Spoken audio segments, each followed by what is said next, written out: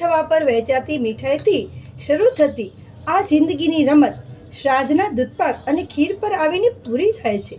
બસ આ જ તો છે જીવનની મીઠાશ. પણ દુર્ભાગ્ય તો એ છે કે માણસ આ બંને વખતની મીઠાઈ પોતે નથી ખાઈ શકતો.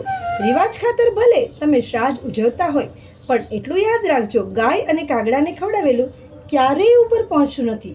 સ્વર્ગ માટેની હજુ કોઈ ટિફિન સેવા શરૂ થઈ નથી. માવતરને જીવતે જીવ જ બધા સુખ આપી દેજો. મરણ પામ્યા પછી તો ક્યાં જરૂર છે કાગવાસની? ચાલુ શ્વાસે જ જરૂર છે સહવાસની.